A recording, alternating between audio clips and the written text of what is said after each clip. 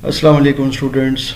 वाइटलाइज्ड educational hub 2026 और उसके ज़रिए तमाम माइक्रोसॉफ्ट एक्सेल कंप्लीट कोर्स और आईटी एडवांस्ड कोर्स के सिलसिले का ये लेक्चर है।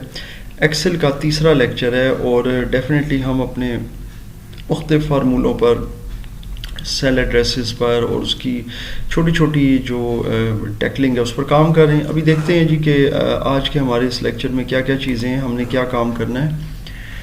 सबसे पहली चीज़ तो ये है कि जनाब हमारे पास जो स्प्रेडशीट होती है इसके मुख्तलिफ मामलात को हम समझेंगे, वैल्यूज़ के हिसाब से भी देखेंगे और ये मतलब स्प्रेडशीट की जो जुमला चीज़ें उनको हम सबसे पहले टच करते हैं इस लेक्चर के अंदर। सबसे पहले देखते हैं जी कि हमारे पास स्प्रेडशीट में होता क्या है। स्प्रेडशीट में दो ही चीज़ें होती हैं, एक कॉलम और एक रो, और कॉलम और रो के इंटरसेक्शन से एक सेल वजूद में आता है। जैसे किसी भी सेल में आप क्लिक करते हैं तो वो कोई ना कोई एड्रेस रखता है। जैसे कि अगर मैंने यहाँ क्लिक किया है या यहाँ क्लिक किया है तो ये किसी ना किसी कॉलम में है। जैसे ये डी कॉलम है, एफ कॉलम है, एच कॉलम है, आई कॉलम है, सी कॉलम है, कोई भी, और उसके साथ ये नंबर्स हैं और ये ज़ाहिर है रोज़ हैं। सिंपल सी चीज़ है। तो अब इन चीज़ों को अगर हम अंडरस्टैंड करें, देखें, तो बहुत सारे मामलात में समझ आ जाते हैं कि रो और कॉलम के इंटरसेक्शन से एक सेल बन जाता है। अगर किसी सेल का रेफरेंस देखना हो तो हम देखेंगे कि जिस सेल पर मैंने क्लिक किया है उसका कॉलम क्या है, उसका कॉलम है ई। और फिर अगर हम रो देखें तो ये 5 और ये हाईलाइट भी हुई होती है, यानी प्रोमिनेंट हो जाती है, आपके लिए आसान हो जाता है समझना। मज़ीद भी देखना हो तो यहाँ आपको ये सेल रेफरेंस नज़र आ जाता है E5, कोई भी होगा। जैसे ये B2 है, जैसे ये A7 है, जैसे ये H7 है, कोई भी है। ये तो एक छोटा सा रिवीजन हो गया क्योंकि इससे पहले हम कर चुके हैं। सो ये कोई नई चीज़ तो नहीं है कि जो मैंने बताई हो, लेकिन बस थोड़ा सा रिवीजन बड़ा ज़रूरी होता है। अब हम देखते हैं कि जनाब ये जो कॉलम होता है ये कहाँ तक जा रहा है। ये जा रहा है जी आपका आखिरी कॉलम जो है वो XVD तक जा रहा है। इसके लिए जनाब मैं इसके साथ एक अदर डेस्कटॉप कीबोर्ड अटैच करूँगा और इसके हवाले से जो शॉर्टकट कीज़ हैं वो मैं आपको बता चुका हूँ, लेकिन बहरहाल ये है कि इसके साथ मैं कीबोर्ड अटैच कर देता हूँ जनाब, और फिर आपको मैं इसके साथ बताता हूँ कि क्या मामलात करने। देखें, ये जो हमारे पास स्टूडेंट्स डेस्कटॉप कीबोर्ड होता है जो मैंने अभी अटैच किया ये वाला, इसके अंदर आपको यहाँ पर एंड की नज़र आती है और इसके नीचे ये एरो कीज़ होती हैं। आपने एंड की को प्रेस करना है और उसके बाद डाउन एरो जब आप करेंगे तो आप सबसे आखिरी रो में चले जाएंगे। फिर इसी तरीके से एंड की को प्रेस करेंगे, टॉप एरो करेंगे तो सबसे ऊपर वाली रो यानी पहली रो में आ जाएंगे। इसी तरह ये जो राइट और लेफ़्ट की जो एरो कीज़ हैं ये काम करती हैं कॉलम्स में राइट लेफ़्ट होने के लिए। जैसे कि आपने एंड की को प्रेस किया, फिर आपने राइट एरो को प्रेस किया तो सबसे आखिरी कॉलम में चले जाएंगे। इसी तरह एंड को प्रेस किया, लेफ़्ट एरो को किया तो हम पहले वाले कॉलम में आ जाएंगे। ये चीज़ समझने वाली, ये आपको वैसे दिखाने का मकसद सिर्फ़ और सिर्फ एक चीज़ को थोड़ा सा एलेबोरेट करना है। हालांकि कीबोर्ड पे पूरा लेक्चर मेरा मौजूद है तो वो भी आप देख सकते हैं, आपको समझ आ जाएगी। अब इसी से हम परफॉर्म करते हैं जी। बल्कि मैं ऑन स्क्रीन कीबोर्ड भी निकाल लेता हूँ, होता है हमारे पास विंडोज़ में, तो ये भी मिल जाते हैं। देखें ये आ गया जी आपके सामने। तो इस तरह से भी इसको देखना समझना आपके लिए बड़ा आसान हो जाता है। ये देखें ये आपके सामने है सारा, इसमें मुख्तलिफ़ कीज़ होती हैं।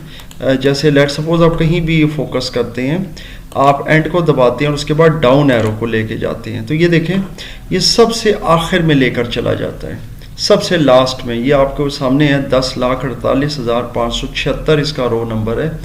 यानी कि ये एक शीट के अंदर, एक स्प्रेड शीट के अंदर ये रोज़ मौजूद हैं।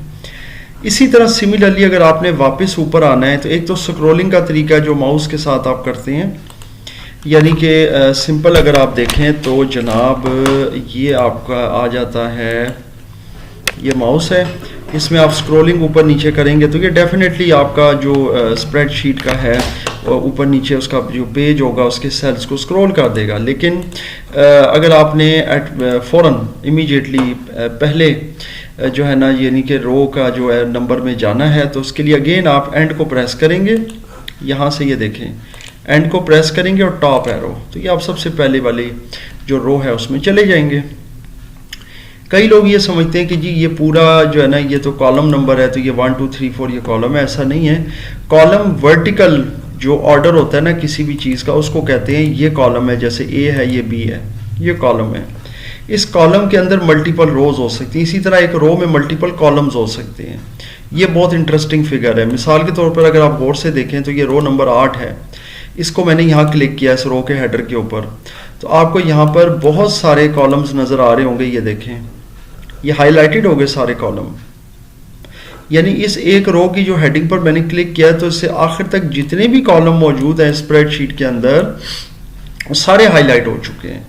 सो याद रखिएगा कि ये जो नंबरिंग है ना, ये ABC, जो कि जाहिर है कि अल्फ़ाबेटिक ऑर्डर के हिसाब से है, ये कॉलम्स के नाम है, और रो जो है वो एक ही है।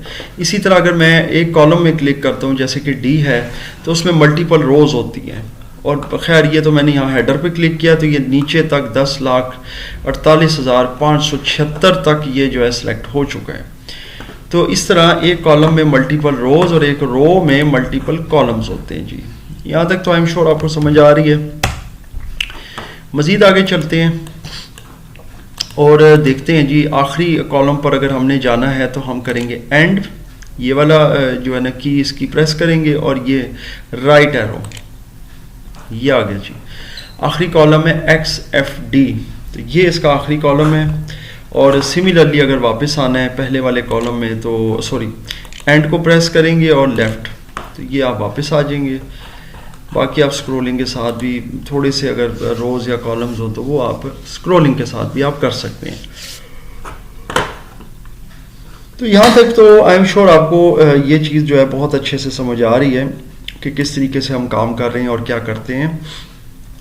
अब बात आती है कि जनाब थोड़ा सा हम कीबोर्ड को इसके हवाले से समझ लेते हैं, जैसा पहले भी हमने किया था, क्योंकि 2 से 3 चीज़ें हम कर लेंगे, उसके बाद एंटायरली जितने भी हमारे फार्मूला या फंक्शन हैं उनमें यही चीज़ें यूज़ होती हैं। मिसाल के तौर पर हमने यहाँ पर कुछ वैल्यूज़ लिखी हैं 4 A में, B में, C में और D में। अब इनके एड्रेसेस को अगर आपने समझना है तो ये बेसिकली तो कॉलम डिफरेंट है, रो एक ही है, तो इसलिए हर कॉलम के साथ रो नंबर एक ही होगा। जैसे A1 फिर B1 फिर C1 फिर D1, यानी कॉलम चेंज होगा लेकिन रो का नंबर वही रहेगा। A से B में चले जाएंगे लेकिन नंबर वही होगा 1, C में जाएंगे 1, D में जाएंगे 1। अब हम यहाँ पर क्या करते हैं कि जी यहाँ पर हम फंक्शन यूज़ करते हैं, और फंक्शन के अंदर आपको मैं कॉमा और कॉलन का फ़र्क एक बार फिर समझाता हूँ। मैं लफ्ज़ एक बार फिर का इसलिए इस्तेमाल कर रहा हूँ क्योंकि इससे पहले हम ये कर चुके हैं फंक्शन, लेकिन अगेन वही बात है कि साथ साथ इसको मुख्तलिफ वेरिएशंस में मैं एक्सप्लेन कई चीज़ों को मैं 2 बार 3 बार भी करूँगा मुख्तलिफ वेरिएशंस में। ये नहीं है कि एक ही बात को मैं बार बार रिपीट करूँगा क्योंकि तो लेक्चर में रिकॉर्ड हो जाती है, लेकिन मैं एक चीज़ को अगर कुछ डिफरेंट वेरिएशंस उसके काम करते हैं तो फिर उसको ज़रूर एक्सप्लेन किया जाएगा। तो सबसे पहले जी सम का फंक्शन स्टार्ट करते हैं, इक्वल टू सम। कोई भी फंक्शन या कोई भी फार्मूला अगर आपने अप्लाई करना है एक्सेल में, उससे पहले इक्वल देना ज़रूरी है। तो इक्वल के बाद फिर आप जो भी करना चाहें, तो इक्वल के बाद मैं सम का फंक्शन यूज़ करना चाह रहा हूँ या लेना चाह रहा हूँ, तो मैंने सम यहाँ पर टाइप कर दिया जी। अब टाइप करने के बाद ये है कि मैंने जनाब ये मैं साथ कीबोर्ड पहले हटा देता हूँ, उसके बाद फिर हम अपना काम आगे करते हैं। ये नहीं जी। अच्छा, उसके बाद जी सम के अंदर क्या है कि हमारे पास है, क्योंकि हमारा एक कैमरा बंद हो गया था, so that might be working now. जी जी। अच्छा, अब करना ये जनाब हमने, आप इस चीज़ को समझ लें कि सम के अंदर मैंने आपको कॉलन और कॉमा का फ़र्क बताना है कि दोनों के अंदर क्या डिफरेंस है और कॉलन लगाने से क्या चीज़ अप्लाई हो रही है। ये भी हम ज़रा कीबोर्ड के ज़रिए समझेंगे। ऑन स्क्रीन कीबोर्ड आपके सामने है, और डेफिनेटली कॉमा और कॉलन का फ़र्क क्या होगा, यानी कि इन दोनों को इंटरचेंजेबली यूज़ करने से हमें क्या चीज़ मिलेगी, इसको समझेंगे। सबसे पहली चीज़ तो ये है कि सम हमने यूज़ किया यहाँ पर, और पैरेंथेसिस के अंदर हमने पहला जो सेल था यानी A1 उसका मैंने रेफरेंस दे दिया। अब मैं यहाँ पर कॉमा देता हूँ और ये आखिरी वाले सेल को सिलेक्ट करता हूँ, तो आप ये देख रहे हैं कि पहला और आखिरी सेल सिलेक्ट हुआ है, बीच में से B1 और C1 जो है वो अनसिलेक्टेड है। इसको मैं कर दूंगा क्लोज, यानी ब्रैकेट बंद और एंटर। तो उसके बाद आप देख सकते हैं कि ये है रिजल्ट इन दोनों का। लेकिन ये है कि ये जो मैंने कॉमा के साथ सिलेक्ट किए थे वही हुए हैं। इसको मैं F2 करता हूँ तो आपको भी इसका दोबारा से एडिटिंग मोड में नज़र आ जाएगा। ये मामला है। अगर मैं इस कॉमा की जगह यहाँ पर ये दे देता हूँ, ये वाला, ये देखें, अब ये यहाँ पे दो तरह की एक की होती है, लेकिन दो तरह के इसके ऊपर सिंबल होते हैं, या यूँ कह लें कि आपके पास दो तरह के मैथमेटिकल ज़ाहिर और अंग्रेज़ी के सिंबल होते हैं। इस पर क्लिक करेंगे तो ये बाय डिफ़ॉल्ट क्या आएगा जी, सेमी कॉलन। इसको आपने नहीं करना, ज़ाहिर है मुझे कॉलन चाहिए, तो आई डेफिनेटली होल्ड शिफ्ट, एक बार शिफ्ट को होल्ड रखेंगे। अब आप इसको प्रेस करेंगे तो ये कॉलन आएगा। कीबोर्ड पर भी, नॉर्मल कीबोर्ड पर भी ऐसे ही होता है। ये ऑन स्क्रीन आपको इसलिए बताया जा रहा है क्योंकि एक्सेल के अंदर आपको कीबोर्ड की महारत होना या कीबोर्ड की मुकम्मल जानकारी होना बहुत ज़रूरी है। अब देखें, कॉलन के ज़रिए ये हुआ है कि उसने पहला और आखिरी सेल जो है और उसके बीच के तमाम सेल उठा लिए हैं। अब मैं एंटर करूँगा तो ये चारों का सम मुझे दे देगा। तो ये फ़र्क है कॉमा में और कॉलन में।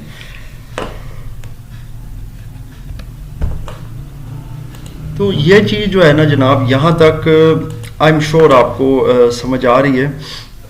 अब एक बहुत इंपॉर्टेंट चीज़ पर हम काम करने लगे हैं और वो है जनाब फिल हैंडल। ये मैं यहीं पर टाइप कर देता हूँ, फिल हैंडल। और फिल हैंडल के ऊपर अभी हम काम करेंगे और फिल हैंडल क्या होता है, कैसे काम करता है, इसको देखेंगे। देखें जी, पहली चीज़ तो ये है कि मैं कोई भी टेक्स्ट टाइप करता हूँ। मैंने कोई टेक्स्ट एक टाइप किया, कोई नाम टाइप कर दिया जैसे अदनान। अब मैं ये देखता हूँ कि जनाब ये जो टेक्स्ट है इसको मैंने नीचे तक लेके आना है, ये पूरे का पूरा इसको फिल करना है, ये पूरे का पूरा कॉलम है। तो इसके लिए मैं क्या करूँगा जी, इसके लिए आपके सामने ये जो पूरा सेल है ना, इसमें बिल्कुल एंड के ऊपर आपको ये देखें छोटा सा यहाँ पर एक स्क्वायर नज़र आ रहा है। इसको मैं मज़ीद अगर जूम कर लूँ तो आई एम श्योर आपको ज़्यादा बेहतर समझ आ जाएगी। ये देखें, ये आपको नज़र आ रहा होगा इसी के साथ एक स्क्वायर, और ये इस पूरे सेल का जो ये रेक्टेंगल बना हुआ है इससे अलग है। यहाँ जब मैं माउस लेकर जाऊँगा इसके ऊपर, ये देखें ये इस तरह से प्लस बन जाएगा। यहाँ पर ये फर्स्ट एड वाला प्लस बना हुआ है, यहाँ पर ये मैथमेटिकल प्लस बन जाएगा। इससे आपने क्लिक करना है माउस से और नीचे लेकर आना है। ये देखें, तो ये वैल्यू जो होगी ना, ये फिल हैंडल की तरह आ जाएगी नीचे, यानी कि फिल कर देगी इसको। अब इसमें ये 5 रोज़ के अंदर ये आ गया। अगर मैं क्रॉस करना चाहूँ, यहीं से उठाऊँगा, इधर ले जाऊँगा, जितने मर्जी सेल्स तक आप ले जाएं। ये देखें, फिल हैंडल मैंने इधर टाइप किया था, उसने उसको भी ओवरराइट कर दिया और अदनान से ही रिप्लेस कर दिया है। अब यहाँ तक तो ये चीज़ डेफिनेटली आपको समझ आ गई है कि ये फिल हैंडल इस तरह से काम करता है। यही चीज़ आपकी नंबर्स में भी काम करती है। मिसाल के तौर पर मैं एक नंबर टाइप करता हूँ 20, अगर इसको भी मैं नीचे तक लेके जाऊँ तो ये 20 इस तरह आ जाएगा, और क्रॉस में भी ऐसे ही होगा कि इसको मैं जनाब इधर ले जाता हूँ तो ये इसी तरह आ जाएगा जी। तो इसको थोड़ा सा और जूम आउट कर लेता हूँ, ये चीज़ आपके सामने है। तो ये तो यहाँ तक क्लियर हो गया। अब इसमें यह है कि लेट सपोज मैं 1 टाइप करता हूँ और इसको मैं नीचे ड्रैग करता हूँ, और मैं ये चाहता हूँ कि यार ये ना काउंटिंग आ जाए और असेंडिंग ऑर्डर में, जैसे 1 2 3 4 है और इस तरह से है। तो इसका क्या तरीक़ाकार हो सकता है या होना चाहिए, और क्या मामलात हैं। अब इसमें ये होता है कि इसको अगर आप नॉर्मली इसी तरह ड्रैग करेंगे उठाकर तो ये तो ऐसे ही करेगा। इसको अगर आपने 1 के बाद 2 फिर 3 और बाकायदा असेंडिंग ऑर्डर में इसको इंक्रीज करना है, तो फिर इसके लिए आपने 1 टाइप करके कंट्रोल को होल्ड रखना है, और अब आप माउस इधर लेके जाएंगे तो आपको ये प्लस के साथ एक और प्लस नज़र आ रहा होगा।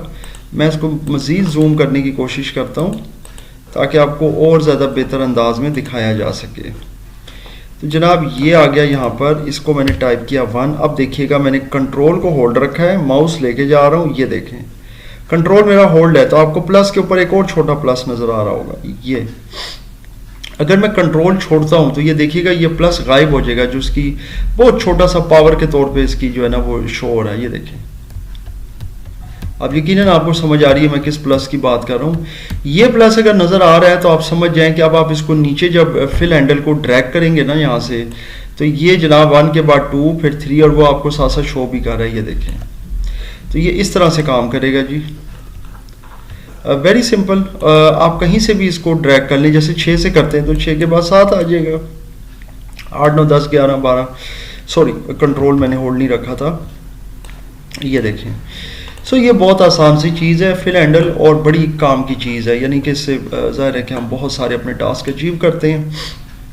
इसके अलावा अगर आप मंथ्स का नाम देते हैं जैसे जनवरी, इसी तरीके से मंडे, कोई भी है।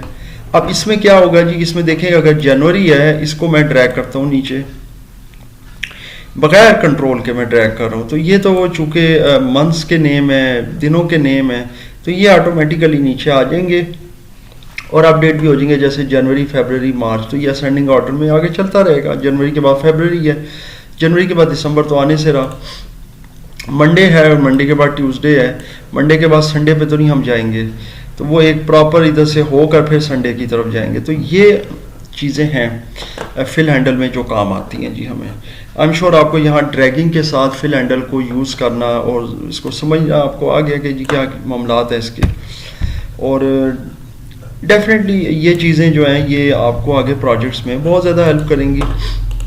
अब हम इसमें फिल सीरीज़ भी समझ लेते हैं कि ये सीरीज़ क्या होती है। पहले मैं देखता हूँ जनाब कि सीरीज़ मुझे यहाँ अवेलेबल है या नहीं है, ये शायद इधर कहीं है, ये है जी। अच्छा, अब ये क्या करती है, इसका ज़ाहिर है कि अब एक मकसद है, मकसद आपको पता होना चाहिए। पहले तो स्टूडेंट्स ये है कि नॉर्मली हम ड्रैग करते हैं, और अगर हम असेंडिंग ऑर्डर में करना चाहें 1 2 3 4 कुछ ज़ाहिर है हमने डाटा देना है, उस हिसाब से हम 10 20 50 100 200 तक हम उसकी काउंटिंग ले जाते हैं। लेकिन अगर लेट सपोज मैंने 1000 तक लेके जाना है, 2000 तक लेके जाना है, 50,000 तक लेके जाना है, तो मेरे लिए बड़ा मुश्किल हो जाएगा फिल हैंडल को इतनी देर तक जो है ना वो लेके चलना, ड्रैग करना सारा कुछ। तो इसके लिए ये मामला काम नहीं करेगा ड्रैग वाला, क्योंकि तो मैनुअल है। तो मैं ऑटोमेटिक तरीके से फिल हैंडल करूँगा या फिल सीरीज़ करूँगा। तो वो ऑटोमेटिक तरीका क्या है, क्योंकि तो अब तक सारा मैनुअल था, अब ऑटोमेटिक भी समझ लेते हैं। ऑटोमेटिक के लिए ये होगा कि आप सबसे पहले आपने 1 टाइप कर दिया A1 में, ज़ाहिर 1 आ गया जी। अब 1 के बाद आपने नीचे तक लेट सपोज आपने 3000 तक जो है ना जी इसको असेंडिंग में लेके जाना है। तो आपने कॉलम के ऊपर, ये जो कॉलम का हेडर है इसको हेडर कहते हैं, जैसे A है B है C है, ये हेडर्स हैं। इस हेडर के ऊपर क्लिक करना है तो ये पूरा कॉलम सेलेक्ट हो जाएगा, और नीचे 10,48,576 रोज तक ये सिलेक्ट होगा। सो जनाब आपने सिंपल ये करना है कि अब उसके बाद आपने यहाँ चले जाना है, ये होम टैब के अंदर मौजूद है फिल वाला ऑप्शन। इसके साथ आपको ये एक्सपेंडेड, ये जो एक एरो नज़र आ रहा है इस पर क्लिक करें ताकि ये ड्रॉप एंड डाउन मेन्यू इसका आ जाए। इधर से सीरीज़ में जाएंगे और जनाब यहाँ से ये जो डायलॉग बॉक्स है इसके अंदर से आपने ये सेटिंग्स मद्देनज़र रखनी है। आप कॉलम में काम कर रहे हैं तो ये कॉलम सिलेक्टेड होगा कि सीरीज़ किस में है, कॉलम में या रो में है, तो भाई कॉलम में है, ठीक है। ये बाय डिफ़ॉल्ट सिलेक्टेड होगा, इसमें आपको ज़्यादा वो परेशान होने की ज़रूरत नहीं कि आपने कुछ सेटिंग करनी है। और टाइप लीनियर है, लीनियर का मतलब है वही कि लाइन में चलेगा सारा कुछ। ट्रेंड को अनचेक ही रखें। स्टेप वैल्यू 1 है, स्टेप वैल्यू का मतलब होता है कहाँ से स्टार्ट हो रहा है, स्टॉप वैल्यू कहाँ तक जाना है जी 3000 तक। फॉर एग्जांपल 3000 के बाद ओके कर दें, ये लें जी। तो अब आप देख सकते हैं कि जनाब ये 3000 तक चला गया है। ये अब आप ज़ाहिर है कि नीचे जाते जाएं और चेक करते जाएं, and you will definitely come to know कि जनाब ये हमारे यहाँ तक आ चुका है। तो ये है जी आपका इसका सीरीज़ का मामला जो कि ऑटोमेटिक है, और ऑटोमेटिक तरीके से हमने इसको फिल किया है। और इसमें ज़ाहिर एक बड़ा नंबर अगर मैंने देना हो काउंटिंग का तो फिर उसके लिए तो मैं ऑटोमेटिक तरीका यूज़ करूँगा। मैनुअल तरीके से बहुत देर लग जाएगी, और बीच में कहीं पे अगर माउस आपका जो बटन होता है वो रिलीज़ हो जाए गलती से, कहीं पर कोई मिस क्लिक हो जाए तो फिर वो अगेन आपको शुरू से प्रोसीजर करना पड़ेगा। तो ऑटोमेटिक तरीका जो होता है वो सबसे बेस्ट और एफिशिएंट है। सो जनाब ये यहाँ तक हो गया है हमारा फिल हैंडल वाला मामला, और फिल हैंडल का हमने ये तरीकाकार सारा भी माशाल्लाह सीख लिया है।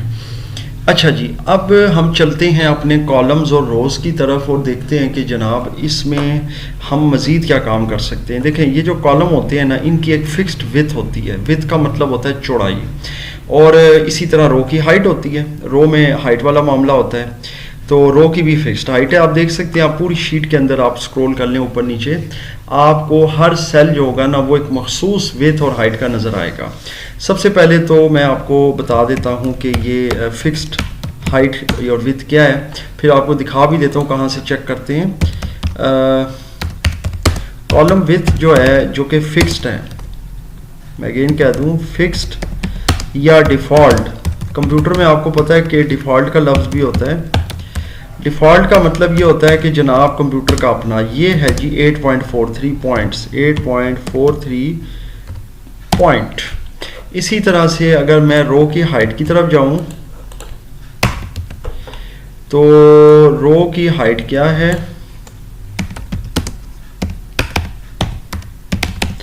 फिक्स्ड और डिफ़ॉल्ट, ये 15 पॉइंट है जी, 15 पॉइंट्स। सो ये है मामला इसका कि जनाब इसने कैसे इस पर काम करना है। और ये हो गया जी 8.43 कॉलम का है, रो का 15 पॉइंट है जी, और इस तरीके से ये काम कर रहा है। अब कैसे कर रहा है, इसको फिर कैसे चेंज कर सकते हैं। देखें, अब एक कॉलम है, उसको मैंने कम करना है मिसाल के तौर पर, तो इसके दो तरीके हैं। मैं अगेन आपको चीज़ बता दूं कि अब रो और कॉलम की जो विड्थ और हाइट है उसको कम ज़्यादा अगर मैं करना चाहता हूँ तो उसके भी दो तरीके हैं। जैसे कि अभी हमने वो फिल हैंडल वाला मामला किया, तो उसमें भी हमने मैनुअल तरीका सीखा और ऑटोमेटिक, इसमें भी मैनुअल और ऑटोमेटिक दोनों हैं। अब कैसे है, देखें, मैनुअल तरीका ये कि आप माउस के साथ ड्रैग करेंगे, क्लिक करके, होल्ड करके, और वो आप अपनी मर्ज़ी से उसको छोटा बड़ा कर सकते हैं। लेकिन मैनुअल तरीके का एक ड्रॉबैक ये होता है कि उसके अंदर आप बराबर सबको नहीं रख सकते। अगर आपने 2 या 3 कॉलम्स को बड़ा करना है और एक जैसी उनकी विड्थ रखनी है तो फिर मुश्किल हो जाएगा।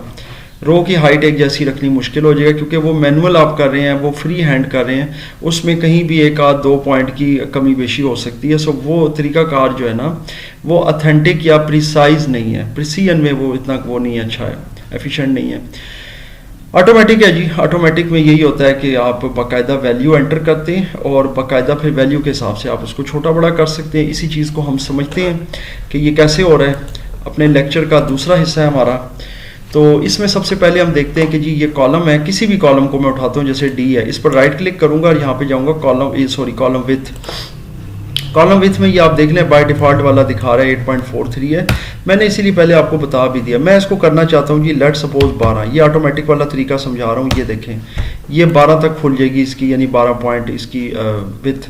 आप मैनुअल करना चाहें तो ये जो माउस है ना, ये कर्सर को आप ध्यान में रखिएगा, ये फर्स्ट एड वाला प्लस नज़र आ रहा है, इसको लेकर जाएँ यहाँ सेंटर में, ये देखें, तो ये इस तरह का एंकर साइन बन जाएगा। इसको आप क्लिक करके अंदर की तरफ या बाहर की तरफ खोल दें, ये देखें, ये अंदर की तरफ इसको श्रिंक कर दें तो ये इतना हो जाएगा कॉलम। ये वहाँ यूज़ होते हैं जैसे किसी जगह पे कुछ सीरियल नंबर आपने देने होते हैं, ये देखें, तो ये वहाँ के लिए बड़े ज़बरदस्त है, ये देखें। तो ये इस लिहाज से बहुत बेहतर है इन कामों के लिए। और जहाँ पर कहीं अगर आपने नाम देना है, तो जैसे यहाँ पर है जी, मिसाल के तौर पर मैं नाम टाइप करना चाहता हूँ, तो कहीं पे कोई नाम टाइप करना है तो उसके लिए कॉलम को हम खोल सकते हैं, ताकि उस हिसाब से एडिकेटली जो है ना नाम उसके अंदर अच्छे तरीके से आ जाए, डिस्प्ले हो जाए, ना कि जनाब वो फिर बाद में हम उसको जो है ना वो, क्योंकि अगर आप इस तरह कॉलम के अंदर नाम टाइप करेंगे, ये देखें, अब मैंने बग़ैर कॉलम की विड्थ जो है ना वो खोले हुए मैंने नाम टाइप किया, एंटर करता हूँ तो ये देखें, ये अब बी में भी आ रहा है, हालांकि है ए में ही है, ये देखें ए में ही है, यहाँ आपको फार्मूला बार में भी नज़र आ रहा होगा। अगर आप बी पर क्लिक करते हैं ना यहाँ पे, तो ये खाली है, बी के अंदर कुछ नहीं है। बी में मैं लिख देता हूँ जैसे महमूद अली, ये देखें, अब आपको बी के अंदर महमूद अली नज़र आ रहा है, ये छुप गया पीछे, इसलिए छुप गया क्योंकि ये इसका टेक्स्ट पूरा इसके अंदर मौजूद है, लेकिन उस वक्त बी खाली था, तो ये इसको ज़रा ऊपर से इस पर ये रिफ्लेक्ट करके दिखा रहा था कि जी ये है, अदरवाइज़ नहीं है, अदरवाइज़ ये इसके अंदर ही है, ये पूरे का पूरा कॉन्टेक्स्ट। आप इधर से इसको डिलीट भी कर दें तो इस पर फ़र्क नहीं पड़ना, देखें अब ये शो हो जाएगा ऊपर से, तो ये होता इसी के अंदर है। तो इसी को बड़ा करने के लिए हम क्या करते हैं कि जनाब यहाँ से खोल लेते हैं, तो वो ज़्यादा बेहतर हो जाता है। अब हर चीज़ जो है ना वो प्रॉपर ऑर्डर में हो जाती है। जिस सेल में जो लिखना है, जैसे कि मिसाल के तौर पे अब यहाँ पे लिख देते हैं डेट ऑफ बर्थ, अभी डेट ऑफ बर्थ भी मैंने कर दिया। अब ये देखें कि ये जो डेट ऑफ बर्थ है ये 1 के पीछे थोड़ी सी चली गई, इसको मैं आगे खोल दूंगा। ये जो नाम था महमूद अली, ये भी खोल दिया। तो ये अब ये कॉलम प्रॉपरली एटिकेटली जो है ना ये खुल गए हैं, और इसमें आप कोई भी बड़ा टेक्स्ट अगर डिस्प्ले करवा रहे हैं वो प्रॉपर उसी कॉलम के अंदर डिस्प्ले होगा, दूसरे कॉलम पे जो है ना वो ओवरफ्लो नहीं होगा, उसके ऊपर नहीं जाएगा। तो ये इसकी थोड़ी सी टेक्निक है कॉलम में। और इसी तरह रो के हवाले से हाइट भी है, जैसे मिसाल के तौर पे आप रो की हाइट इतनी खोल सकते हैं, उसके अंदर कोई भी चीज़ आप टाइप करते हैं, ये देखें ये आपने अब इस रो के अंदर ये टाइप किया, ठीक है, ये मैंने कर दिया है। अब इसके अंदर मैंने खोली किस वजह से कि मैं चाह रहा हूँ कि ये देखें इस तरह से इसके सेंटर में ये आ जाए, ये स्टाइल हो जाए। तो इस तरह का भी बाज़-औक़ात आपने काम करना होता है, तो फिर आप रो की हाइट को खोल देते हैं, या आपने उसके अंदर कोई प्रॉपर वे में जो है ना जी कोई 3-4 लाइनें अगर आपने वो दिखानी है एक ही रो के अंदर वो मौजूद हैं, वो भी कर सकते हैं। मिसाल के तौर पर अब मैं वो भी दिखा देता हूँ। यहाँ से मैं खोलता हूँ, मैनुअली खोल दिया इसको। उसके बाद मैं जाता हूँ इंसर्ट में, यहाँ पे मुझे ज़ाहिर है मिलेगा टेक्स्ट बॉक्स, ये आप देख रहे हैं। ये वर्ड में भी आप यूज़ कर चुके हैं, आपको पता है। इस टेक्स्ट बॉक्स को इसके अंदर मैं ड्रॉ करूँगा, क्योंकि सेल में तो एक ही लाइन में मामला चल रहा होता है। अच्छा जी, this cell belongs to the data, ये देखिए अब नीचे आ गया खुद ही, data of people who live in Rawalpindi, जो रावलपिंडी में रहते हैं, पाकिस्तान। ये नहीं जी, अब इसके अंदर मैंने ये 3 लाइनों का डाटा दे दिया है। इसका मैं ये करता हूँ कि आउटलाइन ख़त्म कर देता हूँ और फिल भी ख़त्म कर देता हूँ। ये देखें अब इस सेल के अंदर ये मल्टीपल लाइंस आ गई, इसीलिए सेल को मैंने खोल दिया, तो ये रो आपकी ओपन हो गई है।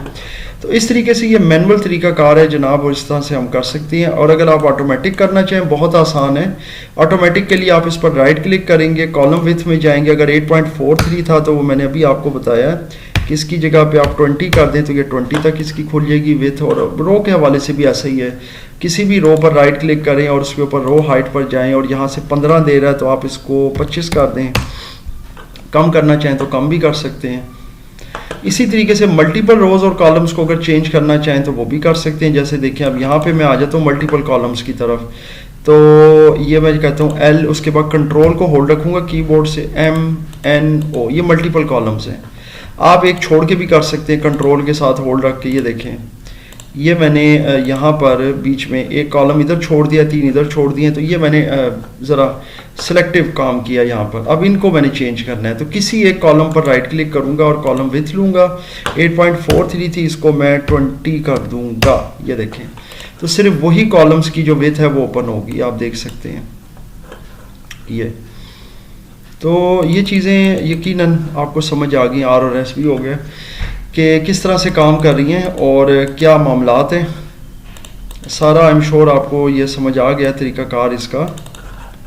ये जनाब अभी हम आ गए हैं। अब इस पूरे जो स्प्रेडशीट है यहाँ तक इसका व्यू मैं आपको दे देता हूँ कि मैंने इस पर मुख्तलिफ काम किया हुआ है। कहीं पे रो का जो है ना जो मैंने हाइट है वो खोल दी है, कहीं कम कर दी है। कॉलम में भी इसी तरह, कहीं कम है, कहीं ज़्यादा है, कहीं इतना कर दिया है। लेकिन अब यह है कि इसको वापस अपनी पुरानी हालत में लाना है, और इसका बहुत आसान तरीका मैं आपको बताता हूँ, क्योंकि आपके जहन में ये चीज़ आ रही होगी फाइनल। अब इस लेक्चर के एंड की तरफ अगर हम जाएँ कि जनाब अगर लेट सपोज हम खेल खेल में कोई हमारा कुलीग, कोई और छोटा भाई या कोई भी गलती से इस तरह से रो और कॉलम की सेटिंग्स को ख़राब कर देता है, क्योंकि बड़ा आसान तरीका है, यहाँ से इसको रखा तो इसको खींच के बड़ा कर दिया, छोटा कर दिया, तो फिर बाद में इसको ठीक करना हो और वो कोई 10, 20, 50 रोज़ और कॉलम्स को वो इकट्ठा ख़राब कर दे तो फिर बड़ा मुश्किल हो जाएगा एक एक को ठीक करना। तो इसका एक आसान तरीका भी है, और वो ये है कि आपने जाना है, यहाँ देखें मैं इसको पहले जूम कर देता हूँ, जूम इन अच्छा है। ये आपको नज़र आ रहा होगा, ये एक ट्रायंगल, राइट एंगल ट्रायंगल, ये बिल्कुल कोने पर है। ये रो और कॉलम का जो ये यहाँ पर हब बन रहा है, इस पर क्लिक करेंगे तो ये पूरी स्प्रेडशीट आपकी सिलेक्ट हो जाएगी। किसी एक कॉलम पर राइट क्लिक कर लें, बेशक वो पहले ही हो, कोई भी हो, कोई इशू नहीं है। उस पर कॉलम विड्थ सेलेक्ट करनी है, और अभी मैंने आपको बाय डिफ़ॉल्ट वैल्यू बताई है कि वो ये होती है 8.43। अगर आप क्योंकि डिफ़ॉल्ट पोजीशन पे लेके आ रहे हैं, ओके करें, सारे कॉलम आपके बराबर हो जाएंगे। रो की तरफ आएँ, अब रो पर राइट क्लिक करें, किसी रो पर भी रो हाइट लें, और रो हाइट अभी मैंने आपको डिफ़ॉल्ट बताई है 15, एंटर करें तो रो भी सारी बराबर हो जाएंगी। अब आप देख सकते हैं कि ये पूरी की पूरी शीट आपकी ठीक हो गई है। इसके तमाम रोज़ और कॉलम जो थे ना वो एक ही तरीके से और फ़ौरन इमीडिएटली जो है ये ठीक हो चुके हैं। ये वैल्यूज़ हैं, ये बाद में आप वीडियो को पॉज करके तो इसको लिख भी सकते हैं, नोट कर सकते हैं। वैसे तो ये सामने आ भी जाता है जब आप किसी दुरुस्त कॉलम को, यानी एक तो होता है किसी कॉलम की अगर आपने विथ खोल दिया फिर आप उस पर जाके राइट क्लिक करके चेक करें, फिर तो वो ज़ाहिर है वही बताएगा जो करंट उसकी विथ होगी।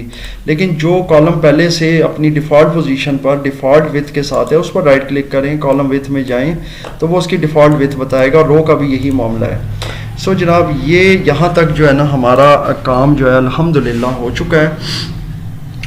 अब आपसे जनाब इस लेक्चर के एंड पर गुजारिश ये करनी, क्योंकि ये ये तीसरा लेक्चर था अल्हम्दुलिल्लाह, इसमें भी मैंने बेसिक्स को टच किया और ये वज़ार बहुत ज़रूरी चीज़ें हैं साथ साथ, क्योंकि जैसे जैसे हम लोग बेसिक्स को टच करेंगे, ज़्यादा नहीं है इसके कोई, मेरे हिसाब से तो 4-5 लेक्चर्स होंगे बेसिक्स के, उसके बाद हम इंशाल्लाह प्रोजेक्ट्स में चले जाएंगे। क्योंकि बेसिक्स का कोई इतना ज़्यादा तो नहीं है, बस थोड़ा सा आप लोगों को बताना है कि फार्मूलेशंस कैसे अप्लाई होती हैं, और फिर रोज़ और कॉलम्स के, जैसे अभी हमने विथ और हाइट को टच किया है, फिर फिल हैंडल को टच किया। ये 2 बहुत अहम चीज़ें थी जो स्प्रेडशीट के अंदर जिसमें ज़्यादातर बच्चे जो हैं वो फंस जाते हैं और उसमें वो ज़्यादातर उनको मुश्किलात पेश आती हैं। इंशाल्लाह अगला आने वाला जो लेक्चर है, चौथा जो लेक्चर है, उसमें कुछ मज़ीद बेसिक्स को मैं टच करूँगा। आपसे गुजारिश है कि आप इन चीज़ों की बार बार प्रैक्टिस करें, जो खासकर हमारे आईटी के स्टूडेंट्स हैं, क्योंकि फिर जाहिर है कि उनके जो टेस्ट होंगे वो इन्हीं वीडियोज़ में से होंगे। क्योंकि नॉर्मली अकेडमीज़ में हम लोग इतनी डिटेल के साथ लेक्चर्स नहीं दे रहे होते, वहाँ पर तो ये होता है कि बहुत से बच्चे बैठे होते हैं, कोई किस लेवल पे होता है, कोई किस लेवल पर होता है, तो उसमें हम कुछ चीज़ें रैंडमली करवा रहे होते हैं। लेकिन जो रिकॉर्डेड लेक्चर्स हैं उसमें हर चीज़ को तरतीब से और डिटेल के साथ लेके चल रहा हूँ, ताकि ये आप लोगों के लिए एक बहुत अहम और अच्छी चीज़ बन जाए। इससे आप गाइडलाइन ले सकें और इससे मुकम्मल गाइडलाइन आपको मिले। ये ना हो कि कोई चीज़ आपकी रह जाए, उसके लिए फिर आप यूट्यूब पे और चैनल्स को भी सर्च कर रहे हो कि जी ये मुझे नहीं समझ आई है, ये अदनान साहब ने क्लियर नहीं की। फिर भी मैं एंड पे कहता हूँ कि अगर कोई चीज़ रह जाती है या कोई चीज़ आपको समझ नहीं आती है तो वो आप मुझसे शेयर कर सकते हैं। मैं इंशाल्लाह आने वाले लेक्चर्स में उसको ऐड कर दूँगा, शामिल कर दूँगा। और मेन चीज़ वही है कि प्रैक्टिस एंड प्रैक्टिस, क्योंकि practice makes a man perfect. So अब इसमें मैन एंड वुमेन वाला तो कोई वो इम्तियाज़ नहीं है, लेकिन इसमें मैन आ रहा है, सो इसलिए मैंने मैन बोला है, but it does not only associate to man. So जनाब ये था हमारा तीसरा लेक्चर। इंशाल्लाह जो नेक्स्ट लेक्चर होगा उसमें हम मज़ीद बेसिक्स को टच करेंगे, और मुझे उम्मीद है कि मज़ीद 1 या 2 लेक्चर्स के अंदर हम एक्सेल की बेसिक्स को क्लियर कर लेंगे, और उसके बाद इंशाल्लाह हम इसके जो प्रैक्टिकल प्रोजेक्ट्स हैं उन पर चलेंगे, क्योंकि उन प्रोजेक्ट्स के अंदर फिर मज़ीद बेसिक्स आप सीखेंगे। क्योंकि जब प्रोजेक्ट बनता है ना जनाब, मिसाल के तौर पर हम रिजल्ट कार्ड बनाते हैं तो उसमें फिर 8 से 10 चीज़ें हम यूज़ कर रहे होते हैं, फार्मूला भी यूज़ होता है, उसमें स्प्रेडशीट को कलर करना, उसकी फॉर्मेटिंग और ये चीज़ें भी यूज़ होती हैं, तो बहुत सारे काम हो रहे होते हैं। तो वहाँ जाकर फिर आप मज़ीद आपकी बेसिक्स जो है वो निखर जाती हैं और पॉलिश हो जाती हैं। तो ये जनाब सारी बात है। तो बारह प्रैक्टिस करें और सीखें, और इंशाल्लाह फिर नेक्स्ट लेक्चर जो होगा हमारा वो मज़ीद आगे बेसिक्स का होगा, और उसमें मैं मज़ीद आपको स्प्रेडशीट और सेल्स और रोज़ और कॉलम्स की जो फॉर्मेटिंग है उसके हवाले से बताऊँगा।